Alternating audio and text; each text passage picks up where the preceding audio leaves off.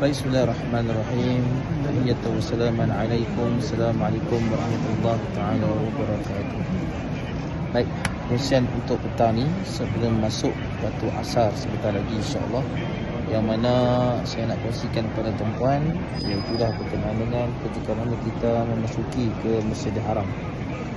Pertamanya, setelah mana kita dah berada di hadapan bangunan pintu masuk, sama ada kita nak masuk ke bahagian Babul Umrah ataupun melaksanakan umrah ataupun Masjidil Haram sekalipun, harus kita membaca doa masuk masjid. Doa masuk masjid, Bismillahirrahmanirrahim, Allahumma ftahli abwaab rahmatik. Okey, yang pertama. Setelah pada tu, saya juga ingin pesan ataupun nasihatkan, setelah mana kita masuk, dalam keadaan kasut kita telah pun diletakkan dalam puncang kasut atau beg kasut, seterusnya kita turun melalui tangga eskalator, tangga elektrik tu ataupun tangga biasa, di mana akan turun di dataran mataf. Macam sekarang ni teman-teman tuan-tuan, saya berada betul-betul di hadapan dataran mataf. Okey, yang mana saya kongsikan sebelum saya nak buat tawaf umrah pada hari ini dengan jemaah-jemaah untuk Safar Digital Apps ataupun Safar Digital Services. Okey, iaitu kita masuk di Tanah Mataf. Sebelum mula buat tawaf tu, tawaf umrah kita ataupun tawaf sunat sekalipun, waktu yang kita tak ada program umrah atau lawatan, kita lakukan tawaf sunat pun sama. Kita bila melihat yang memandang saja Baitullah Al-Haram, kita bacalah doa melihat Kaabah. Apakah doa dia? Doa yang saya kongsikan, yang diajarkan oleh baginda Nabi SAW ataupun yang boleh kita bacakan adalah Bismillahirrahmanirrahim. La ilaha illallah wahdahu la syarikalah, lahul mulku wa lahul hamd, yuhyi wa yumiit wa huwa ala kulli syai'in qadir. Allahumma zid hadzal bait tashrifan wa ta'ziman wa takriman wa mahabbatan, wa zid man syarrafahu wa karramahu mimman hajjahu aw umratahu tashrifan wa ta'ziman wa birran wa rif'atan wa mahabbatan. Sallallahu alaihi wasallam Muhammad walhamdulillahi rabbil alamin. Antara maksud doa tadi, Allahumma zid hadza bait, ya Allah Tuhanku, kau tambahkanlah kepada Baitullah ini tashrifan wa ta'ziman, kemuliaan, keagungan, kerahmatan, kasih sayang kepada Baitullah Al-Haram bagi orang yang sedang melakukan tawaf umrah ataupun tawaf haji, keberkatan, kemuliaan, kerahmatan dan kasih sayang buat mereka. Itu antara maksud doa yang dianjurkan, disunatkan kita membaca ketika mana melihat Baitullah. Paling ringkas untuk doa ni ketika mana kita melihat Baitullah adalah Bismillahirrahmanirrahim. Sebelum kita masuk ke dataran mataf. Nanti lagi kalau ada kesempatan saya tunjukkan dataran mataf tu di mana ataupun permulaan dia di mana, saya akan kongsikan insya-Allah dalam next video. Baik, paling terbaik sikit kalau kata nak baca Bismillahirrahmanirrahim itu singkat sangat, kita boleh baca Bismillahirrahmanirrahim, Bismillahi tawakkaltu ala Allah. Okey, itu pun boleh kita bacakan insya-Allah. Atau yang lebih lagi baik, yang ketiga ni, iaitulah Bismillahi tawakkaltu ala Allah wala haula wala quwwata illa billahil aliyyil azim. Jadi salah satu daripada empat ya yang tadi saya bacakan, sama ada nak bacakan doa yang panjang seperti yang Nabi anjurkan, ataupun kita nak baca yang ringkas yang kita tahu, Bismillahirrahmanirrahim, ataupun yang lebih baik tu Bismillahirrahmanirrahim wala haula wala quwwata illa billahil aliyyil azim. Okey, itu yang kedua, perkongsian pada petang. Yang ketiga, setelah mana kita masuk nanti di Dataran Mataf, pastikan kita memenuhi syarat-syarat sah tawaf.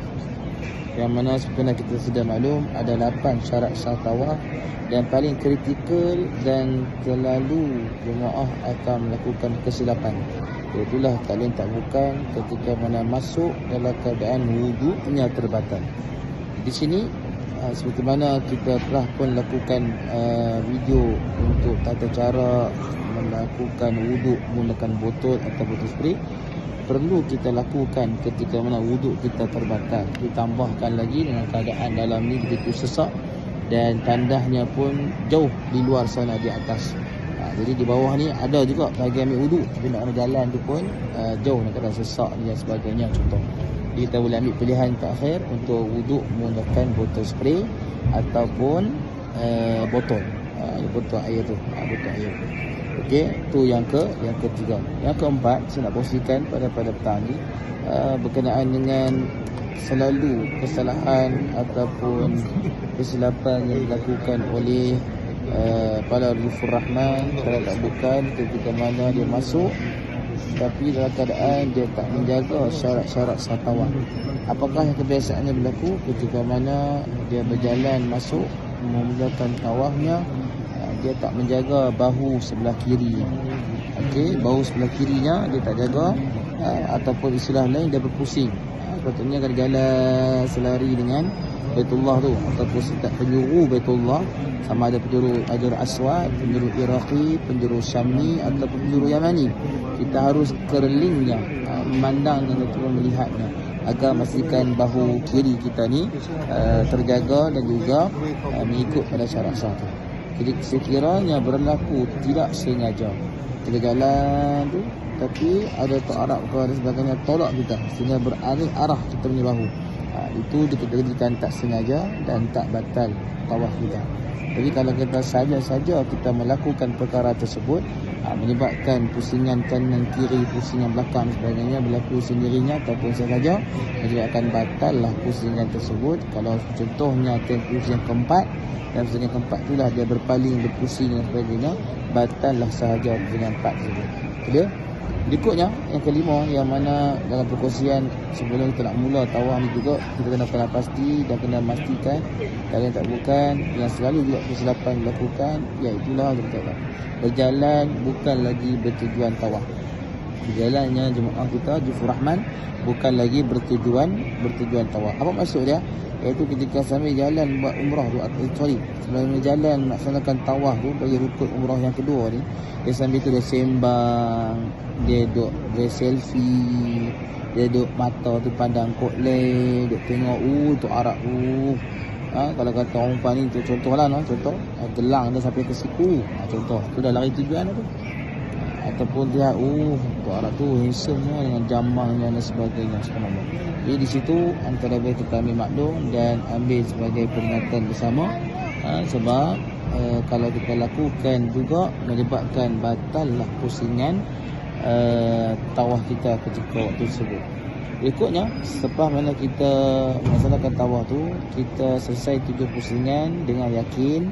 Yakin juga salah satu daripada syarat sah tawaf yang utama dan kadang-kadang berlaku kepada permasalahan yang dilakukan oleh jemaah. Dipastikan kalau was-was 6 ke 7, 7 ke 6, 6 ke 7 lebih baik dan selamat tambah satu lagi. Sebagai contoh paling mudah, kalau suami menemani isteri ketika melaksanakan tawaf umrah, yang si suami dah yakin dah, manakala si isteri belum yakin, belum betul-betul yakin 7 pusingan. Jadi nasihatkan suami tu menemani isterinya agar mencukupkan 7 pusingan isteri dengan yakin, manakala suami ketika itu hanyalah pusingan kosong saja. Kenapa demikian? Kerana kalau tak laksanakan perkara tersebut, tak lakukan perkara tersebut, menyebabkan kita pergi sa'i nanti di Baitul Wadi ataupun di Mas'ah, menyebabkan kita punya umrah tidak sah, malah masih lagi tergantung. Kerana tawaf kita belum cukup 7 pusingan dengan yakin, apatah lagi di manakah kita ataupun bagaimanakah kita nak melaksanakan sa'i pula. Jadi di situ perlu kita ambil maklum dan perlu beringat, insya-Allah. Dan nasihat nanti antara satu sama lain, insya-Allah. Wallahu alam. Setakat itu dahulu sebagai perkongsian petang ni. Yang mana sebentar lagi akan masuk azan berkumandang untuk solat asar bagi bumi Mekkatul Mukarramah, insya-Allah. Terima kasih.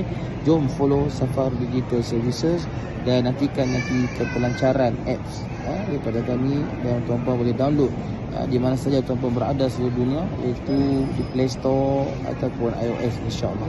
Wallahu taala alam. Assalamualaikum warahmatullahi taala wabarakatuh.